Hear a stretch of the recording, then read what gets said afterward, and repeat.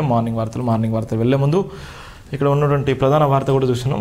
PhD అక్రమాలకు VC సూత్రధారి కాకతీయ యూనివర్సిటీకి సంబంధించినటువంటి వీసీ తాటికొండ రమేష్ పిహెచ్డి అక్రమాలకు ప్రధాన సూత్రధారిగా కూడా ఉన్నటువంటి నేపథ్యం ఉంది. ఈ పిహెచ్డీకి సంబంధించినటువంటి అంశాన్ని తీసుకున్నట్లయితే పిహెచ్డీలో గందరగోళం నెలకొన్నటువంటి విషయం ఉంది. ఏదైతే పిహెచ్డీకి సంబంధించినటువంటి విద్యార్థి సంఘాలు ధర్నాలు రాష్ట్రంలో కలిసినప్పటికీ గతంలో ఉన్నటువంటి ఆర్ఎస్ ప్రవీణ్ కుమార్, ఇప్పుడు ఉన్నటువంటి ప్రస్తుత సీఎం రేవంత్ రెడ్డి, కిషన్ రెడ్డి, కేంద్ర మంత్రి కిషన్ రెడ్డి ఎంతోమందికి మొరపెట్టుకున్న ఒకటి వాళ్ళ సమస్య పరిష్కరించలేదు. దానికోసం జైబిన్ దినపత్రికలో వచ్చినటువంటి కథనాల ఆధారంగా జైబిన్ టీవీ కానీ జైబిన్ దినపత్రికలో వచ్చిన కథనాల ఆధారంగా ఎంక్వైరీ కమిటీ అయితే వేయడం జరిగింది. ఆ ఎంక్వైరీ కమిటీ కూడా ఈరోజు పిహెచ్డి ప్రవేశాలకు సంబంధించి, పిహెచ్డి అడ్మిషన్ సంబంధించి, పిహెచ్డిలో ఉన్నటువంటి గోల్మాలకు సంబంధించినటువంటి అంశాన్ని మీద ఇలా కమిటీ కూడా కాకతీయ యూనివర్సిటీలో ఉన్నటువంటి కాకతీయ యూనివర్సిటీకి సంబంధించినటువంటి పిహెచ్డీకి సంబంధించినటువంటి అంశం మీద ఒకటి ఇలా వారు పరిశీలించిన నేపథ్యం ఉంది. జైబిన్ దినపత్రికలో వచ్చినటువంటి ప్రధాన వార్తల సారాంశమే ఇలా పిహెచ్డీకి సంబంధించినటువంటి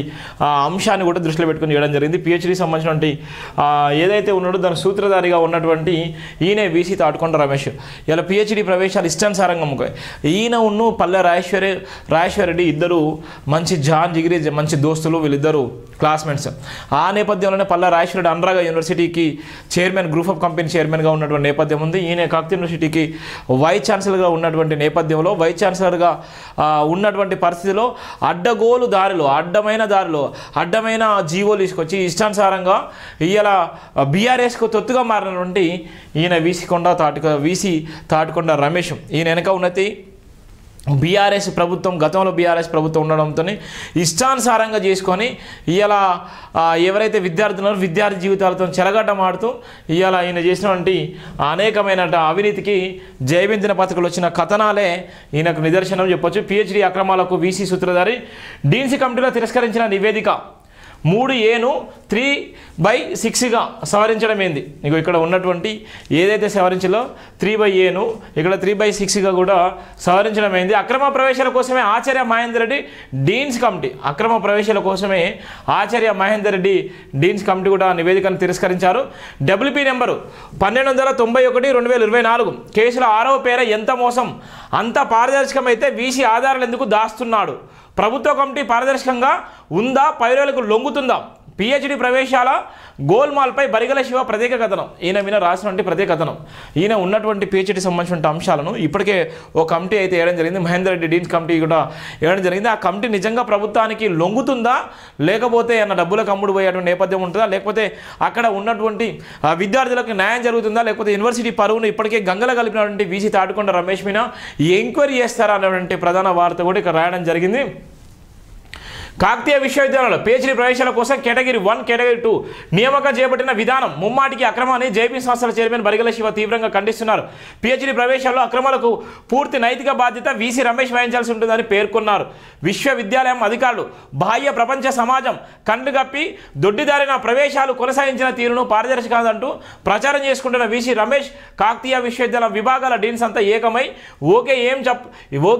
ఏమూ తప్పు జరగలేదని బహుటంగా ప్రచారం చేస్తూ అక్రమాలన్నీ సవరించే పనిలో పూర్తి నిమగ్నమై ఆధారాలు దొరకకుండా ఆశావాహిక మెరిట్ విద్యార్థుల జీవితాలను అంధకారం నెట్టేసి తప్పులు సరిదిద్దుకు పత్రికా ప్రకటనల ద్వారా నిజాయితీ పరులమని ప్రచురించుకుంటున్నారని కాకతీయ విశ్వవిద్యాలయం రిజిస్టర్ కార్యాలయ లేఖలు KU orders number 196 A2 KU 2021 CMO MP 38 తేదీ 8/4/2021 KU orders number 403 A2 KU 2021 CMO NT 380 తేదీ 30/8/2021 ఆధారంగా డీన్స్ కమిటీ ఆచార్య మహేందర్ రెడ్డి 9 సార్ల సమావేశాలు నిర్వహించి విత్ ఎఫెక్ట్ 2017, 2018, 2016 UGC రెగ్యులేషన్ విధానాలను సవరించి మార్పిడి చేసి నివేదికను సిద్ధపరచగా దానిని వీసీ రమేష్ ఆధ్వర్యంలో స్టాండింగ్ కమ్ సెనేట్ అకాడమీకి తిరస్కరించడం మాజీ రిజిస్టర్ రిటైర్ ఉద్యోగి టి శ్రీనివాసరావు WP నెంబర్ 1291/2024 కేసులో పేరా నెంబర్లో 6లో స్పష్టంగా తెలిపాడు. దాంతోపాటు తిరస్కరించబడిన UGC పిహెచ్డి ప్రవేశ ప్రక్రియ నియమ నిబంధనలకు స్టాండింగ్ కమిటీ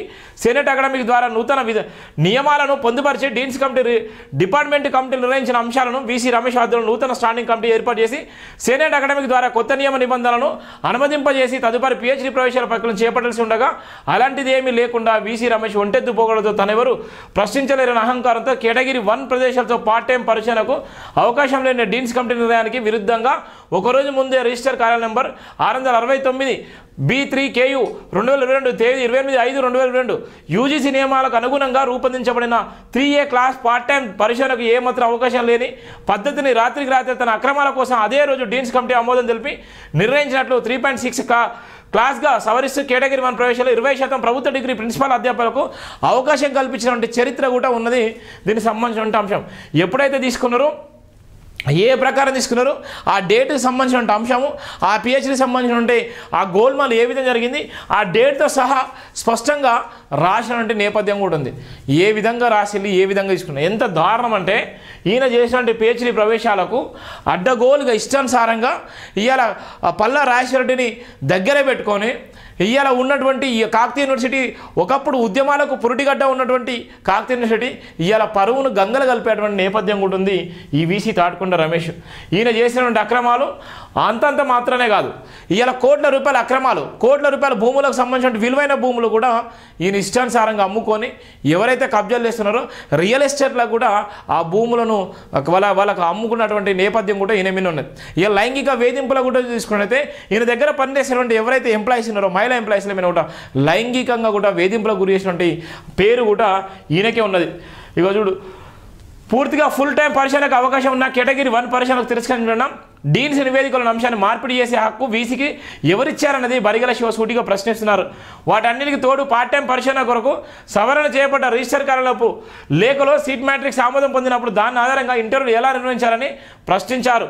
సాధారణంగా ఇంటర్వ్యూ కమిటీ యూజీసీ పిహెచ్డీ ప్రవేశాల నియమాలకు విరుద్ధంగా 30 మార్కులు డీన్ కమిటీ ఆధీనంలో పెట్టుకొని విద్యార్థుల ముఖం చూస్తూ మార్కులు వేసే వాళ్ళకు అనుకూలమైన వాళ్లకు మెరిట్ మార్కులు వచ్చే విధంగా ఇంటర్వ్యూ వక్రీకరణ సిద్ధం చేసుకుని ఉద్యమకారులకు ఉద్యమ నాయకులకు తీవ్ర అన్యాయం చేసి ఫలితాలు విడుదల చేశారు. తెలంగాణ రాష్ట్రాల అన్ని విశ్వవిద్యాలయాల కన్నా కేవలం కాకతీయ విశ్వవిద్యాలయం పరిశోధన అంతా పార్ట్ టైంకు పరిమితం చేసిన ఘన చరిత్ర కూడా ఈ వీసీ రమేష్కే చెక్కినటువంటి నేపథ్యం ఉంది. ఈయన మీద పూర్తి ఆధారాలతోనే పూర్తి ఎంక్వైరీ చేసి పిహెచ్డి గోల్మాల్కు సంబంధించిన ఈరోజు ఎవరైతే కమిటీ ఉందో ఆ కమిటీ కూడా ఈరోజు ఎంక్వైరీకి వెళ్ళిపోతుంది. ఆ ఎంక్వైరీ చేసే కమిటీ నిజంగా రమేష్కు అమ్ముడుపోతుందా లేకపోతే అంటే అక్కడ ఉన్నటువంటి డబ్బులకు అమ్ముడుపోతుందా, ప్రభుత్వం దీని మీద ఏ విధంగా చర్యలు తీసుకుంటుంది, ప్రభుత్వం నిజంగా ఆ శుద్ధశుద్ధితో ఉంటుందా లేకపోతే ప్రభుత్వం నిజంగా విద్యార్థులకు న్యాయం జరుగుతుందా, గతంలో ఉన్నటువంటి ఇప్పుడు గతంలో ఉన్నటువంటి సీఎం రేవంత్ రెడ్డి గతంలో ఏదైతే ఆయన పాదయాత్ర చేసిన నేపథ్యంలో ప్రస్తుతం ఉన్నటువంటి సీఎం గతంలో వాళ్ళకి హామీ ఇవ్వడం జరిగింది. ఏదైతే పిహెచ్డీకి సంబంధించిన అంశాలను కానీ అక్కడ అక్రమాలు జరిగిన కాకతీయ యూనివర్సిటీలో జరిగేటువంటి అక్రమాలకు కానీ అవన్నిటికీ పూర్తిగా నా ప్రభుత్వం వచ్చినట్టయితే నేను తప్పకుండా ఎంక్వైరీ చేస్తానటువంటి నేపథ్యం కూడా చెప్పిన ఆ ఎంక్వైరీ కమిటీ ఇలా జైమిన్ దినపత్రికలో వచ్చినటువంటి వార్తల ఆధారంగా ఇలా ఇంటెలిజెన్స్ రిపోర్టు ఆధారంగా ఈరోజు కాకతీయ యూనివర్సిటీలో జరిగినటువంటి ఏదైతే అక్రమాలు జరిగినా పిహెచ్డీ అక్రమాలే కానీ ఇలా గతంలో ఉన్నటువంటి అక్రమాలే కానీ అవన్నిటి మీద కూడా జైమిన్ దినపత్రికలో వచ్చిన కథనాల మీద ఇలా ఎంక్వైరీ చేసేటువంటి నేపథ్యం కూడా ఉంది. ఇప్పటికే హైకోర్టు నుంచి కూడా ఇప్పటికే ఆయన మీద కేసును కూడా నమోదు చేయడం జరిగింది. అంటే ఎంత స్పష్టంగా చెప్తున్నాం, దేనికి అమ్ముడు పోకుండా ఆత్మగౌరవాన్ని తాకట్టు పెట్టుకోకుండా ఆత్మగౌరవం బలంగా డాక్టర్ బిఆర్ అంబేద్కర్ ఇచ్చినటువంటి ఆలోచన విధానాన్ని ఈ సమాజానికి అందించాలని బలమైన లక్ష్యంతో 50 లక్షల నోటీసులు పంపించినప్పుడు కూడా మేము వెనకడుగు వెయ్యకుండా డబ్బులకు అమ్ముడు పోకుండా ఉన్నది ఉన్నట్టుగా సుత్తి లేకుండా సమాజం పట్ల గౌరవం పెంచే విధంగా జైమిన్ దినపత్రిక వార్తలు రాసినటువంటి శుభ సందర్భంగా కూడా తెలియజేస్తున్నాం. ఈయన మీద ఈరోజు ఏదైతే ఉందో ఎవరైతే ఉన్నారో ఇలా కమిటీ కూడా ఇలా ఆయన విచారణ నిమిత్తం కూడా ఇలా కమిటీ కూడా ఇలా ముందడుగు వేసినటువంటి నేపథ్యం ఉంటుంది. ఏది ఏమైనప్పటికీ జైబీంలో ఉన్నటువంటి ప్రధాన వార్తల ఆధారంగానే ఇలా కమిటీ కూడా ఇలా వేసిన నేపథ్యం ఉంటుంది. సీఎంఆర్ఎఫ్ చెక్కులు పంపిణీలో భారీ గోల్మాల్. సీఎంఆర్ఎఫ్ చెక్కుల్లో ఇప్పటికే 150 కోట్ల రూపాయలు కూడా గోల్మాల్ జరిగింది. ఇష్టానుసారంగా ఎలక్షన్ దృష్టిలో పెట్టుకొని ఎవరికి పడితే వారికి ఇలా ఏ లీడర్కి పడితే ఆ లీడర్కి చెక్కులు ఇచ్చేసి ఇష్టానుసారంగా కమిషన్ తీసుకునే నేపథ్యం ఉంటుంది. సీఎంఆర్ఎఫ్ చెక్కుల పంపిణీలో భారీ గోల్మాల్ జరిగింది. గత ప్రభుత్వంలో ఉన్నటువంటి నేపథ్యంలో తెలంగాణ సీఎం రిలీఫ్ ఫండ్ చెక్కులు పంపిణీలో భారీ గోల్మాల్ జరిగింది. ఈ కేసులో లాగితే డొంకగాయలింది. నమ్మల నిజాలు బయటకు వస్తున్నాయి. ఈ స్కామ్లో పెద్ద పేర్లు కూడా వినిపిస్తున్నాయి. ఈ వారంలో ఆసుపత్రి సిబ్బందితో పాటు ప్రజలు పిఎల్ పాత్ర ఉందని తెలిసింది. కేవలం పిఎల్ఏ ఉన్నారా లేక ఎమ్మెల్యేల పాత్ర కూడా ఉందా అనే కోణంలో విచారిస్తున్నారు. 200 కోట్ల రూపాయలు గోల్మాల్ అయినట్టు అంచనా. తెలంగాణలో మరో కుంభకోణం వెలుగులోకి వచ్చింది. సీఎం రిలీఫ్ ఫండ్ పేరుతో పెద్ద మొత్తంలో అక్రమాలకు పాల్పడినట్లుగా విచారణ జరిగింది. మిర్యాలగూడలో బయటపడ్డ కేసులో తీగ లాగితే డొంకగాలిన నేపథ్యం కూడా ఉంది. ఇవాళ ఉన్నటువంటి చూడు ఈ ప్రతిదీ కూడా ప్రతిదీ కూడా మోసం చేయడం జరిగింది. ప్రతిదీ బీఆర్ఎస్ హయాంలో జరిగినటువంటి అవినీతి ఎక్కడ జరగలేదు. ఏది ముట్టుకున్నా అవినీతి, ఏది చూసుకున్నా కమిషన్, ఏది చూసుకున్నా ఏదో సంబంధాలు, ఏది చూసుకున్నా ఇవాళ ఫామ్ హౌస్ కల్చర్. ఇవాళ ఇష్టానుసారంగా అంటే సామ్యాన్ని ఇష్టానుసారంగా వాడుకొని ఇవాళ ఎంత వాడుకున్నానికి అంత వాడుకున్నట్టుగా ఇలా వాడుకొని వదిలేసిన నేపథ్యం కూడా మనం చూస్తున్నాం.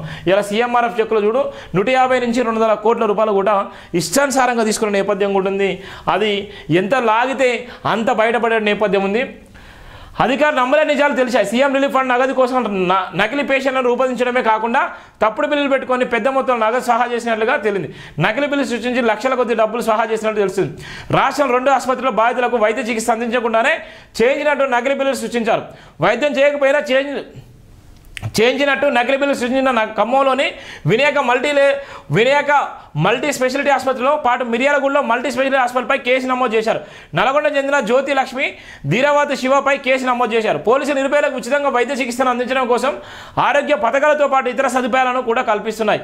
వాటిలో ఒక సీఎం రిలీఫ్ ఫండ్ నిరుపేదలకు ఉచిత వైద్య చికిత్సను ఆరోగ్యశ్రీ ద్వారా అందిస్తున్నాయి. అయితే కొన్ని వ్యాధులకు అధికంగా ఖర్చు చేయాల్సి ఉంటుంది. అవి ఆరోగ్యశ్రీ పరిధిలోకి రావు.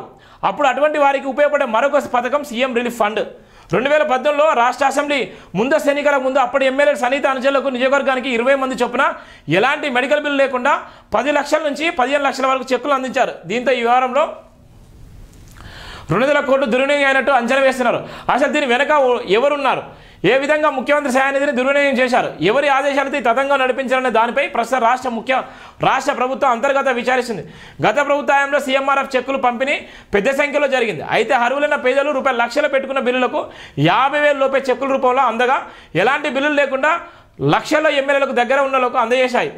సాధారణంగా ప్రైవేటు ఆసుపత్రి చికిత్స చేయించుకున్న పేదలకు సీఎం రిలీఫ్ ఫండ్ నుంచి ప్రభుత్వ ఆర్థిక సాయం అందిస్తుంది. ఇందుకోసం తెల్ల రేషన్ కార్డు ఉన్న పేదలు స్తోమతకు మించి ప్రైవేట్ హాస్పిటల్లో ఖర్చు పెట్టే చికిత్స చేయించుకుంటే అందుకు సంబంధించిన పూర్తి బిల్లును ప్రభుత్వానికి సమర్పించాల్సి ఉంటుంది. ముందుగా బాధితులు ఎమ్మెల్యేలకు దరఖాస్తు చేసుకుంటే వారు సీఎంఓకు పంపుతారు. అక్కడ సీఎంఆర్ఎఫ్ సెలక్షన్ల కమిటీలో పరిశీలించి ఆర్థిక సాయం మంజూరు చేస్తుంది. ఆ తర్వాత 3 లేదా 4 నెలలకు చెక్కులు ఎమ్మెల్యేల చేతుల మీదుగా బాధితులకు అందజేస్తారు. అయితే 2018లో 3,000కు పైగా సీఎంఆర్ఎఫ్ చెక్కులు లక్షలాది రూపాయలు అధికార పార్టీ ఎమ్మెల్యేల దగ్గరకు వెళ్ళాయి. వారు ప్రత్యేకంగా సూచించిన పేర్లకే 10 లక్షలకు 15 లక్షల దాకా సీఎంఆర్ఎఫ్ చెక్కులు అందినట్టు తెలిసింది. వడ్డించేవాడు మనవడైతే అవినీతికి పాల్పడుకునే వాళ్లకు అడ్డదారులు ఎన్నో ఉంటాయి. సీఎం రిలీఫ్ ఫండ్ నుంచి కూడా నొక్కవచ్చని అప్పటి పాలకులు నిరూపించారు. అలా అప్పరంగా డబ్బులు నొక్కేసేందుకు నకిలీ రోగులు సృష్టించడమే కాకుండా తప్పుడు బిల్లు పెట్టుకుంటే కుంభకోణానికి తెరలేపిన నేపథ్యం ఉంది. అయితే సీఎంఆర్ఎఫ్ సంబంధించిన అంశం ఉందో సీఎంఆర్ఎఫ్ సంబంధించిన అంశాన్ని తీసుకొని పెద్ద మొత్తంలో కూడా అవినీతి చేసిన నేపథ్యం ఉంటుంది. పెద్ద మొత్తంలో అవినీతి చేసిన నేపథ్యం కదా. అవినీతితో పాటు 200 కోట్ల రూపాయలు కూడా అడ్డదారిలో ఇవాళ ఎమ్మెల్యేలు వీళ్ళనిక మంత్రులు పిఏలు కూడా ఇష్టానుసారంగా బీఆర్ఎస్లో ఉన్న నేపథ్యంలో ఇష్టానుసారంగా వాడుకొని ఇష్టానుసారంగా ఆ ప్రజాస్వామ్యం కూడా దుర్వినియోగం చేసుకునే నేపథ్యం ఉంది. సీఎంఆర్ఎఫ్లో కూడా భారీ గోల్మాల్ కూడా చేసిన నేపథ్యం ఉంది. అది జయబింద్ర పత్రికలు రాసినటువంటి ప్రధాన వార్త కూడా ఉంది. విచారణకు రాలేను.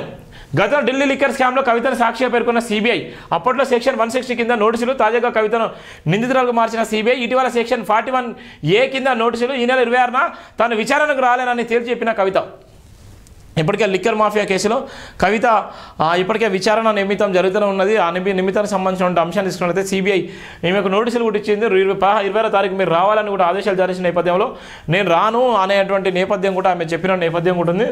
ఏదేమైనప్పుడు ఢిల్లీ లిక్కర్ స్కామ్లో కవితను మరొకసారి కూడా విచారించిన నేపథ్యంలో వెంటనే అరెస్ట్ చేసేటువంటి పరిస్థితి కూడా ఉన్నటువంటి సమాచారం అయితే మనకుంది. ఢిల్లీ లిక్కర్ స్కామ్ కేసులో బీఆర్ఎస్ ఎమ్మెల్సీ కల్వకుంట్ల కవితకు సిబిఐ నోటీసులు ఇచ్చిన సంగతి తెలిసిందే. ఫిబ్రవరి 26న విచారణకు హాజరు కావాలని నోటీసులో పేర్కొన్న ఎమ్మెల్సీ కవిత స్పందించారు. తను విచారణకు హాజరు కాలేనంటూ సిబిఐకి కవిత లేఖ రాశారు.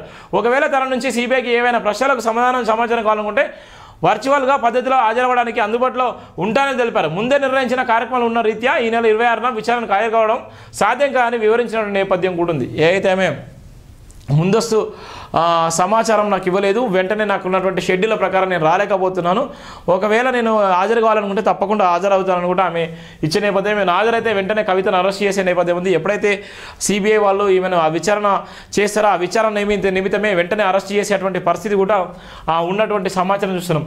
నూతన పదవులను ఆశ్రయించిన ఉప ముఖ్యమంత్రి ఎమ్మెల్యే కేఆర్ నాగరాజ్, భద్రాద్రి కొత్తగూడెం జిల్లా కిసాన్ సెల్ అధ్యక్షుడు ఏలూరి కోటేశ్వరరావు గారి కుమారుడు ఏలూరి ఆదిత్య సుప్రియ వివాహ విందు కార్యక్రమంలో ఉప ముఖ్యమంత్రి మల్లు రాములు భట్టి విక్రమార్క మరియు ఇల్లందు శాసనసభ్యులు కోరం కనకయ్య గారితో కలిసి ఆశ్రయించిన వర్ధనపేట శాసనసభ్యులు విశ్రాంతి ఐపీఎస్ అధికారి కేఆర్ నాగరాజ్ అనంతరం ఇల్లందు శాసనసభ్యులు కోరం కనకయ్య గారి నివాసానికి వెళ్ళగా వారు సాధారణంగా ఆహ్వానించి బోకే మరియు శాలువా సత్కరించి జరిగింది. ఈ కార్యక్రమంలో రాష్ట్ర కిషన్ సెల్ అధ్యక్షుడు సూకెటి అన్వేష్ రెడ్డి, వరంగల్ జిల్లా కిషన్ సెల్ అధ్యక్షుడు కూడా తదితరులు కూడా పాల్గొన్న నేపథ్యం కూడా మనం చూస్తున్నాం. అది జైవిన్ దినపత్రికలో ఉండే ప్రధాన వార్తలు. అలానే దిశలో ఉన్నటువంటి ప్రధాన వార్తలు. కారు ఖాళీ, చిన్న లీడర్లు మొదలు రాష్ట్ర నేతలు పార్టీ నుంచి బయటకు, అనూహ్య పరిణామాలతో గులాబీ పరేషాన్. ఇటీవల ఒక సిట్టింగ్ ఎంపీ కాంగ్రెస్లోకి, పార్టీ మారేందుకు మరికొందరు సిట్టింగ్లు కసరత్తు, ఒక్కొక్కరుగా పార్టీ విడుతున్న నేతలు, గుర్తింపు లేదని కొందరు లీడర్ల ఆందోళన, భవిష్యత్తు ఉండదనే భయం మరికొందరిలో, లోక్సభ ఎన్నికల ముందే బీఆర్ఎస్లో గందరగోళం, వలసల విచారణలో కేటీఆర్ ఫెయిల్ అయ్యారని టాక్, పరిస్థితులు చక్కదిద్దుకుంటే మరింత లాస్, నష్ట నివారణపై అధినేత సమాలోచనలు, జిహెచ్ఎం డిప్యూటీ మేయర్ శిలాత శోభన్ రెడ్డి కాంగ్రెస్ ఆహ్వానిస్తున్న దీపదర్శన మున్షి. ఇక్కడ ఉన్న నేపథ్యంలో ఇప్పటికే బీఆర్ఎస్లో ఉన్నటువంటి చాలామంది కూడా కాలయ్యేటువంటి నేపథ్యంలో బీఆర్ఎస్లో ఎవరైతే ఉన్నారో గతంలో ఉన్నటువంటి బీఆర్ఎస్ అహంకారం ఏదైతే 10 సంవత్సరాల పరిపాలన ఉందో ఎంత అంటే అంత అహంకారంగా ఉండదు. కేసీఆర్ చెప్పేటువంటి నాదులు లేడు, కేసీఆర్ మాట్లాడిన నాదులు లేడు. ఆయన ఏది చెప్తే అదే విధం. మంత్రులు ఉన్నా కూడా డమ్మీ మంత్రులు ఉన్నారు, ఎమ్మెల్యేలు ఉన్నా కూడా ఆయన దగ్గర కూడా పోలేని పరిస్థితులు. ఇలా ఐఏఎస్ ఐపీఎస్లు అయితే అసలు ఎప్పుడు పిలుస్తారు అనేటువంటి నేపథ్యం ఉండే. ఇవాళ ఆ పరిపాలన నుంచి కూడా ఇలా ప్రజా పరిపాలనకు వచ్చింది. ఇలా చాలామంది ఎవరైతే ఉన్నారో ఇలా ఆ ప్రభుత్వంలో ఉన్నటువంటి ఎవరైతే ఆ ప్రభుత్వంలో అధికారంలో ఉన్నటువంటి నేపథ్యంలో పదవిలో ఉన్నటువంటి వ్యక్తులు కూడా ఈరోజు ఆ ప్రభుత్వం మీద దుమ్మెత్తి పోసేటువంటి నేపథ్యం ఉంది. ఆ అంతటికి కూడా ఇలా కేటీఆర్ చేసేటువంటి అవినీతి, కేటీఆర్ చేసేటువంటి అవినీతిలో భాగమే. కేటీఆర్ ఏ విధంగా అయితే ఆయన చేసిండో, ఏ విధంగా అయితే చెప్పిండో దానికి సంబంధించిన అంశాన్ని కూడా మనం చూసుకున్నాం. అసెంబ్లీ ఎన్నికల ఓటమి తర్వాత బీఆర్ఎస్ పార్టీ ఆగమ్య గోచరంగా మారింది. పార్టీ లీడర్లు కేడర్లను రాజకీయ భవిష్యత్తు భయాలు మొదలయ్యాయి. కారణంగా గులాబీ నుంచి ఒక్కొక్కరుగా సెట్టింగ్లు మాజీలు బయటకు వస్తున్నారు. పార్టీ నాయకత్వం పట్టించుకోవడం లేదని అసంతృప్తిని వెళ్ళగక్కుతున్నారు. ఇప్పటికే పెద్దపల్లి సెట్టింగ్ ఎంపీ వెంకటేష్ నేత పార్టీని వీడి కాంగ్రెస్లో చేరగా మరికొందరు నేతలు అదే దారిని ఎంచుకుంటున్నారు. కాంగ్రెస్ బీజేపీలో చేరేందుకు పలువురు సెట్టింగ్ ఎంపీలు ప్రయత్నాలు చేస్తున్నారు. లోక్సభ ఎన్నికలు సమీపిస్తున్న తరుణంలో జరుగుతున్న ఈ పరిణామాలతో బీఆర్ఎస్ అధిష్టానం ఆందోళనలో పడింది. ఎలక్షన్ షెడ్యూల్ విడుదలయ్యే నాటికి ఇంకింత మంది చేజారిపోతున్న అనుమానాలు వ్యక్తమవుతున్నాయి. పెరుగుతున్న సంఖ్య బీఆర్ఎస్ పార్టీ నుంచి బయటకు వచ్చే వారి సంఖ్య ఇంకా పెరగొచ్చనే అనుమానాలు పార్టీలో వ్యక్తమవుతున్నాయి. బీఆర్ఎస్ ఎమ్మెల్యేలు సీఎం రేవంత్ రెడ్డిని ఆయన నివాసాన్ని కలవడం, అదే సమయంలో సెట్టింగ్ ఎంపీలు పార్టీ మారుతుండడం గులాబీ నేతల అనుమానాలకు పెంచింది. ఏ టైంలో ఏం జరుగుతుందో తెలియని ఆందోళన నెలకొంది. అసెంబ్లీ ఎన్నికల్లో ఓడిపోవడం కనీసం లోక్సభ ఎన్నికల్లో నైనా కొంత బలపడదామని భావిస్తున్న పార్టీకి వరుసగా షాకులు తగులుతున్నాయి. పార్టీ మారడానికి చాలామంది రెడీ అవుతున్నారని ప్రచారం, నాయకత్వానికి ఉక్కిరి బిక్కిరి చేస్తున్నది సెట్టింగులు. మొదలు మాజీలు, చిన్న లీడర్లు మొదలు రాష్ట్ర స్థాయి నేతలు సైతం పార్టీకి దూరం అవుతున్నారు. ఇందుకు కారణం ఏంటో తెలియక నాయకత్వం స్పష్టమైన అంచనాకు రాలేకపోతున్నది. వీటిని నిర్వహించడంలో వర్కింగ్ ప్రెసిడెంట్ ఫెయిల్ అయ్యారనేది పార్టీలో కామన్ టాక్గా మారింది. పార్లమెంట్ ఎన్నికలకు ముందే నేతలు జారిపోవడం పార్టీ బలహీనపడడానికి దారితీస్తుందన్న అభిప్రాయం బీఆర్ఎస్ నేతల్లో వ్యక్తమవుతున్నప్పుడు ఇప్పుడు నేరుగా కేసీఆర్ దగ్గరికి పోయిన నేపథ్యం కూడా ఉంది. అంత భయంకరంగా అంటే అంత భయంకరంగా ఉన్నటువంటి నేపథ్యం. బీఆర్ఎస్లోకి బీజేపీలోకి బీఆర్ఎస్ సెట్టింగ్ ఎంపీలు బీబీ పటేల్ రాములు నేడో రేపో చేరే ఛాన్స్. ఇక్కడ ఉన్నటువంటి sitting MP Nagar Kurnool MP, బీజేపీలోకి బీఆర్ఎస్ సిట్టింగ్ ఎంపీలు పోతున్నారు. బీబీ పటేల్ రాములు నేడో రేపో చేరే ఛాన్స్. ఇప్పటికే కమల్నాథ్లతో సమావేశం, లోక్సభ బరిలో నిలిచే ప్రయత్నాలు. నాగర్ కర్నూలు నుంచి రాములు లేదా ఆయన కుమారుడు ఓ సినీ నిర్మాతకు సైతం ఓ బీజేపీ గాలం వేసిన నేపథ్యం ఉంది. ఇప్పటికే ఈయన బీఆర్ఎస్ ఎంపీగా ఉన్నటువంటి రాములు ఈరోజు ఆయన రేపు కానీ ఎల్లుండి కానీ ఆయన బీజేపీలో చేరేటువంటి అవకాశం ఉంది. Setting MP. ఖమ్మంలో బీఆర్ఎస్ కథం, ఉమ్మడి జిల్లా నుంచి ఇద్దరు టాప్ లీడర్లు జంపు, బీజేపీలో చేరేందుకు ప్రయత్నాలు. ఇప్పటికే ఆ పార్టీ పెద్దలతో మంతనాలు, కేసుల భయం, ఆస్తులు కాపాడుకునేందుకే ఇలా చేసేటువంటి నేపథ్యం కూడా ఉంది. Charminar gold very danger, Charminar gold very danger. ఆ పేరుతో గంజా చాక్లెట్ విక్రయాలు ఒడిషా నుంచి తెలంగాణకు. పాఠశాల విద్యార్థుల టార్గెట్గా 2 నెలల్లో 4 గ్యాంగ్లు అరెస్ట్, స్పెషల్ ఫోకస్ పెట్టిన పోలీసులు. త్వరలోనే బాలసోరుకు ప్రత్యేక బృందాలు. గంజా చాక్లెట్ విక్రయిస్తున్న 6 వ్యక్తి అరెస్టు. 120 చాక్లెట్ సాయం ఒడిషా నుంచి తీసుకొచ్చి బాలల అమ్మకం. కూలీల విద్యార్థులకు అమ్ముతున్నట్టు ఒప్పుకున్న నిందితుడు. చూడండి ఎంత ఘోరమో. ఆహారం కన్నా విషేదం షాపింగ్కే ఎక్కువ ఖర్చు, అత్యధికంగా సిక్కింలో, అత్యల్పంగా ఛత్తీస్గఢ్లో. గ్రహ వినియోగంపై సర్వేలో వెల్లడి, నివేదిక విడుదల చేసిన గణాంకాల మంత్రిత్వ శాఖ. దేశంలో ప్రజల ఆహారం కన్నా వినోదం, షాపింగ్ తదితర వాటిపైన ఎక్కువ ఖర్చు చేస్తున్నారని గణాంకాలు మంత్రిత్వ శాఖ విడుదల చేసిన నివేదిక పేర్కొంది. ఈ విషయంలో సిక్కిం టాప్లో ఉండగా ఛత్తీస్గఢ్ చివరి స్థానంలో ఉన్నటువంటి నేపథ్యం కూడా ఉంది. లోకో పైలట్ లేకుండా రైలు పరుగులు, 100 స్పీడ్తో 70 కిలోమీటర్ల ప్రయాణం. హ్యాండ్ బ్రేక్ లాగడం మర్చిపోవడంతో ఘటన, పట్టలపై దిమ్మలు అడ్డుపెట్టి ఆపిన అధికారులు. చూడు మళ్ళీ ఒక పెద్ద ప్రమాదం అయితే తప్పింది. ఎంత భయంకరంగా లోకో ఫైలర్ లేకుండానే రైలు ప్రయోగం 100 స్పీడ్తో కూడా వెళ్ళిన నేపథ్యం ఉంది. ఎంత భయంకరం చూడు, మళ్ళీ ఒక భయంకరమైన పరిస్థితి అయితే మనం చూడబోతున్నాం. పాపం అది ఇంకేం కాలేదు, అదృష్టం బాగుండి. బీసీలకు 4 టికెట్లు, లోక్సభపై కాంగ్రెస్ ఆలోచన. ఇప్పటికే 2 సెగ్మెంట్లకు అభ్యర్థులు ఫైనల్, మరో 2 స్థానాలపైన ఏఐసీ ఫోకస్. 2 ఎస్టీ 3 ఎస్సీలకు రిజర్వ్డ్. హైదరాబాద్ సీటుపై టికెట్ లైట్ పాలసీ. ఉమ్మడి మెదక్ జిల్లాలో 2టిని బీసీలకు ఇవ్వాలని ప్రాథమిక నిర్ణయం తీసుకున్న నేపథ్యం కూడా ఉంది. లోక్సభ ఎన్నికల్లో బీసీలకు ప్రయారిటీ ఇవ్వాలని కాంగ్రెస్ భావిస్తుంది. రాష్ట్రంలో మొత్తం 117 స్థానాలకు ఉండగా అందులో 3 స్థానాలు ఎస్సీలకు, 2 స్థానాలు ఎస్టీలకు రిజర్వ్ అయ్యాయి. హైదరాబాద్ సీటుపై పెద్దగా ఫోకస్ పెట్టడం లేదు. దీంతో మిగిలిన 11 స్థానాల్లో బీసీలకు 4 ఇవ్వాలని ఆలోచిస్తున్నది. ఉమ్మడి మెదక్ జిల్లాలోనే 2టిని మెదక్ జైరాబాద్ బీసీలకు ఇవ్వాలని ప్రాథమిక నిర్ణయం తీసి జరిగినట్టు సమాచారం. బీసీ ఓటు బ్యాంక్ ఎక్కువగా ఉన్న సికింద్రాబాద్, నిజామాబాద్ స్థానాల్లో బీసీ అభ్యర్థి నిలబెట్టడం పైన ఆలోచన చేస్తున్న నేపథ్యం ఉంటుంది. బీసీలకు ఇప్పుడు గుర్తుకొచ్చిలా. ద్వారకా శిథిలాలకు నమస్కరిస్తున్న ప్రధాని మోదీ. ప్రధాని సాహసం, ఆక్సిజన్ మాస్క్ ధరించి సముద్రంలోకి. ద్వారకా శిథిలాలకు పూజలు. అంతకుముందు గుజరాత్ సుదర్శన సేతు ప్రారంభం. దేశంలోని అతి పొడవైన కేబుల్ బ్రిడ్జిగా రికార్డు. వచ్చే నెల ఎన్నికల కోడ్ ఉన్న నేపథ్యంలో ఇలా మోడీ చేసిన నేపథ్యం, ఇలా దేవుళ్ళ మొక్కుడు తప్ప ఈయన చేసింది ఏం లేదు. దేవుళ్ళ మొక్కుడు, ఆ దేవాలయాల ఓపెనింగ్ తప్ప ఇలా నిరుద్యోగ సమస్యలు కానీ, లేకపోతే ఇలా పేదల గురించి కానీ ఇలా పట్టించుకున్న నాదులు లేడు. ఇలా దేశంలో ఎంత భయంకరమైన పరిపాలన ఉందో అంత భయంకరమైన పరిపాలన అయితే మనం చూస్తున్నాం. అబ్బాయిలే పుడుతున్నారు. రాష్ట్రంలో 78%, జిల్లాలో మగపిల్లలు జనాలే ఎక్కువ. పెద్దపల్లి జిల్లా అత్యధికంగా 69% మంది అబ్బాయిలే. యాదచ్చగా లింగ నిర్ధారణ పరీక్షలే కారణమైన ఆరోపణలు. 7 జిల్లాలో ఆడపిల్లలు పుట్టక అధికం, అందులో 4 ఏజెన్సీనే. ఇవన్నీ కూడా ప్రైవేట్ ఆసుపత్రులు తక్కువ ఉన్నావే. వ్యత్యాసం ఇలాగే పెరిగితే యువకులకు పెళ్ళిళ్ళు కష్టమే. ఇక్కడ చూడండి, అబ్బాయిలే పుడుతున్నారు. రాష్ట్రం 70% జిల్లాలో మగపిల్లలే జనాలు ఎక్కువ ఉన్నది అట. రాబోయే రోజులట యువకులకు పెళ్లిలు కష్టమయ్యేటువంటి నేపథ్యం కూడా ఉన్నటువంటి నేపథ్యం కూడా చూస్తున్నాం. రాష్ట్రంలో 78% జిల్లాలో మగపిల్లలే జనాలే ఎక్కువ ఉన్నాయి, మగపిల్లలే ఎక్కువ పుడుతున్నారట. పెద్దపేట జిల్లాలో అత్యధికంగా 69% మంది అబ్బాయిలే పుట్టినట్టు ఇప్పటివరకు. ఇలానే పోతే నిజంగా రాబోయే రోజుల్లో అబ్బాయిలకు అమ్మాయిలు దొరకలేని పరిస్థితి ఉన్నటువంటి నేపథ్యం ఉందని ఇక్కడ ఆంధ్రజ్యోతిలో ఉన్న వార్తను కూడా మనం చూస్తున్నాం. టీఎస్ బైపాస్, ఆన్లైన్లో దరఖాస్తులు, ఆఫ్లైన్లో అనుమతులు. టీఎస్ బైపాస్ సరైన పత్రం లేకుండా పర్మిషన్లు, తిరిగి ఆన్లైన్లో నమోదు కాని ఫైళ్లు, ఆఫ్లైన్లో భద్రతపరచకుండా మాయం. పేరున్న రియల్ ఎస్టేట్ సంస్థలు, డెవలపర్ల బహుళంతస్తుల ఫైల్ అధికం. అన్ని అక్రమ అనుమతులేనని అభిప్రాయాలు. విజిలెన్స్ విచారణకు ప్రభుత్వ ఆదేశం. హెచ్ఎండిఏ గ్రేటర్ అధికారులు ఆందోళన. మళ్ళొకసారి కూడా స్టార్ట్ అయింది. ఇలా అక్రమ ఏ విధంగా హెచ్ఎండిఏ సంబంధించిన అంశాన్ని తీసుకున్నట్లయితే హెచ్ఎండిఏలో ఏ విధంగా అయితే పర్మిషన్ ఇచ్చారో రియల్ ఎస్టేట్ బడా కంపెనీ నేతలకు ఇష్టానుసారంగా రియల్ ఎస్టేట్ సంబంధించిన అంశాన్ని తీసుకొని ఇష్టానుసారంగా ఇచ్చిన నేపథ్యం కూడా మనం చూస్తున్నాం. ఇలా వాళ్ళ మీద కూడా ఏదైతే ఏ విధంగా అయితే ఇచ్చిల్లో ఏ విధంగా అయితే పర్మిషన్ ఇచ్చినా పర్మిషన్లో కూడా వాళ్ళు స్పష్టంగా చెప్పే నేపథ్యం ఉంది. వైద్య ఆరోగ్య శాఖలో మళ్ళీ డిప్యుటేషన్లు దందా. వరంగా మారిన సర్కార్ ఆదేశాలు. గతంలో విభాగ అధిపతులకే అధికం. తాజా ఆదేశాలతో డిఎంహెచ్ఓలకు అడ్డగోలుగా ఉద్దేశిస్తున్న కొందరు డిఎంహెచ్ఓ ఒక్కొక్కరి నుంచి 1 నుంచి 2 లక్షల వరకు వసూలు. డిప్యుటేషన్ రద్దయిన 60% మంది మళ్ళీ వెనక్కే. చూడు ఎంత ఘోరం. మళ్ళీ వైద్యారోగ్య శాఖలో మళ్ళీ డిప్యుటేషన్ల దందా.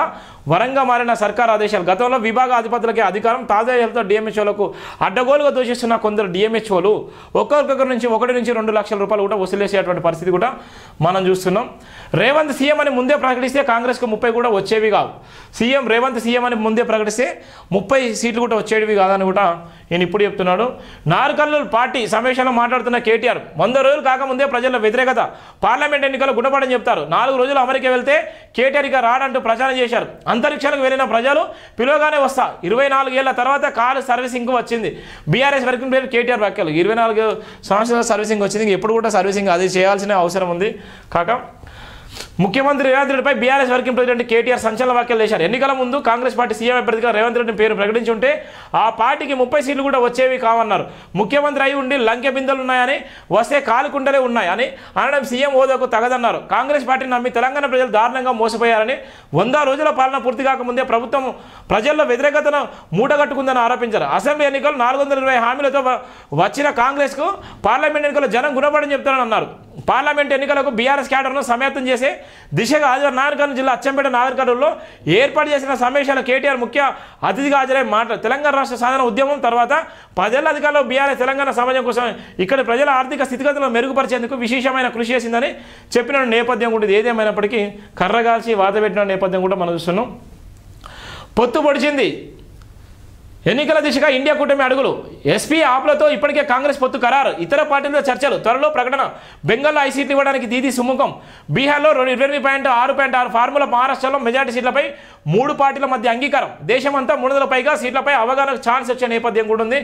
రాష్ట్రీయ లోక్దళ్ నిష్క్రమణతో బలపడినట్టు కనిపించిన ఇండియా కూటమి జన సత్వాలు కూడా తీసుకొని లోక్సభ ఎన్నికల రణరంగానికి సిద్ధమవుతుంది. ముఖ్యంగా యూపీలో ఎస్పీ కాంగ్రెస్ మధ్య సీట్ల పంపకాలు ఖరారు కావడం, వెంటనే ఢిల్లీ, గుజరాత్, హర్యానా తదితర రాష్ట్రాల ఆప్ కాంగ్రెస్ పొత్తును ప్రకటించడంతో ఇండియా కూటమి తన ఉనికిని చాటుకున్నట్లయింది. ఇతర రాష్ట్రాలకు సంబంధించిన కూడా భాగస్వామ్య పార్టీలతో చర్చ జరుగుతున్నాయని కాంగ్రెస్ వర్గాలు తెలిపాయి. పశ్చిమ బెంగాల్, మహారాష్ట్రలపై కూడా ఫోకస్ పెట్టిన నేపథ్యం. ఆగ్రాలో జరిగిన భారత్ జోడో న్యాయయాత్ర ప్రజలకు అభినందన చేస్తున్న రాహుల్, అఖిలేష్ సందర్భంగా వాళ్ళు చేసే నేపథ్యం కూడా ఉంది. ఇక్కడ ఆగ్రాలో సంబంధించినటువంటి ఢిల్లీ, ఆగ్రాలో సంబంధించినటువంటి అంశాన్ని దృష్టిలో పెట్టుకుని వాళ్ళిద్దరు కూడా అభివాదం చేసినటువంటి పరిస్థితి కూడా చూస్తున్నాం. 2000 కోట్లు డ్రగ్స్ రాకెట్ గుట్టురాటు. ఓ తమిళ సినీ నిర్మాత మాస్టర్ మైండ్ న్యూజిలాండ్, ఆస్ట్రేలియా సరఫరా. ఢిల్లీలో 3 అరెస్టు. 50 కిలోల కెమికల్ స్వాధీనం. గురుకుల టీజీటీ ఫలితాలు కూడా వెల్లడయ్యే నేపథ్యం. మీడియా అకాడమీ చైర్మన్గా కె శ్రీనివాసరెడ్డి శుభాకాంక్షలు తెలిపిన సీఎం. ఎన్నికల్లో విచారణకు రాలేను, పార్టీ నాకు బాధ్యతలు అప్పగించింది. 6 వారాల షెడ్యూల్ ఖరారైంది. కావాలంటే వర్చువల్గా జవాబులు ఇస్తా. విచారణకు పిలువబోమని గతంలో సోలిసిటర్ జనరల్ హామీ ఇచ్చారు. అది మీకు వర్తిస్తుంది. నోటీసులకు ఉపసంహరించుకోండి. సిబిఐకి బీఆర్ఎస్ ఎమ్మెల్సీ కవిత కూడా లేఖ చేసిన నేపథ్యం ఉంటుంది. కడుపు నింపేది కలుపు మొక్కలే, కొనుక్కొని మరి తింటున్న ప్రజలు. గాజాలో ఆహార సమస్య తీవ్రం. జబలియాలో గుర్రాల్ని తింటున్న శనార్థాలు. రంజాన్లోగా కాల్పులు విరమణ. చూడండి ఎంత ఘోరమా పాపం, ఎంత భయంకరం. చూడు ఇజ్రాయెల్లో పాపం కడుపు నింపేది కలుపు మొక్కలే. కడుపు వాళ్ళ ఆకలికి తట్టుకోలేక కడుపు ఈ మొక్కలు తింటున్నారు. ఇజ్రాయెల్ హమాస్ యుద్ధం గాజా వాసుల ఆకలి కేకలకు కారణమవుతుంది. ఇజ్రాయెల్పై దాడిలో ఐక్యరాజ్య సమితి, ఐరాస అనుబంధ సంస్థ UNRWS సిబ్బంది పాత్ర వెలుగులోకి వచ్చాక ఆ సంస్థ కూడా గాజా నుంచి పూర్తిగా వైదొలిగింది. ఇంతకాలం శరణార్థులకు అన్ని పానీయాలకు అందించిన UAWA గాజాను విడడంతో ఆకలి కేకలు పెరిగాయి. ముఖ్యంగా 22 లక్షల జనాభాలో 80% మంది దక్షిణ గాజాలో, రాపాలో దళదాచుకుంటూ ఆ ప్రాంతంలో ఉన్నటువంటి నేపథ్యం చూడు. 22 లక్షల మంది ఉంటారు. 22 లక్షల మంది కూడా అక్కడ అన్నం పెట్టలేని పరిస్థితిలో ఉన్నారు. ఇది దేశంలో ఉన్నటువంటి ప్రాబ్లం.